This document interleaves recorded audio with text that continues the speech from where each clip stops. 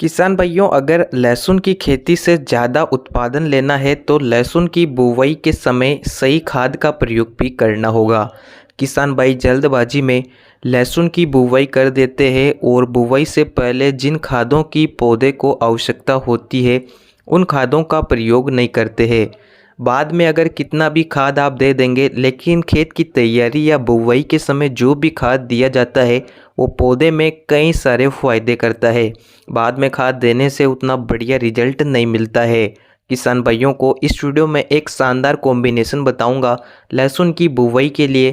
अगर किसान भाई इस कॉम्बिनेशन का प्रयोग अपने खेत में करते हैं तो काफ़ी बढ़िया रिजल्ट आपको मिलेगा। लहसुन की फसल शुरुआत से अंत तक हरी भरी रहेगी, अच्छे से ग्रोथ करेगी, पौधे में कोई भी दिक्कत नहीं आएगी और लहसुन का उत्पादन ज़्यादा निकलेगा। किसान भाई वीडियो को अंत तक देखिए।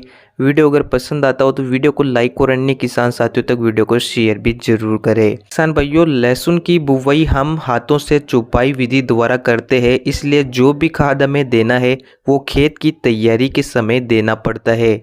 खेत की तैयारी के समय पौधे को मुख्य रूप से नाइट्रोजन, फास्फोरस, पोटास, सल्फर और जिंक, इन 5 तत्वों की सबसे ज़्यादा आवश्यकता होती है। सबसे पहले आपको लेना है सिंगल सुपर फास्फेट। किसान भाइयों, 1 बैग प्रति एकड़ के हिसाब से सिंगल सुपर फास्फेट किसान भाई प्रयोग कर सकते हैं, जिसमें मुख्य रूप से सल्फर के अलावा कुछ पोषक तत्व पौधे को मिल जाते हैं। इसके अलावा आपको लेना है डीएपी। किसान भाइयों, डीएपी भी आप 1 बैग प्रति एकड़ के हिसाब से ले सकते हैं। इसके अलावा तीसरी चीज़ आती है पोटास। पोटास आप ले सकते हैं 30 से 35 केजी प्रति एकड़ के हिसाब से। खेत में नाइट्रोजन, फास्फोरस, पोटास और सल्फर की पूर्ति हो चुकी है।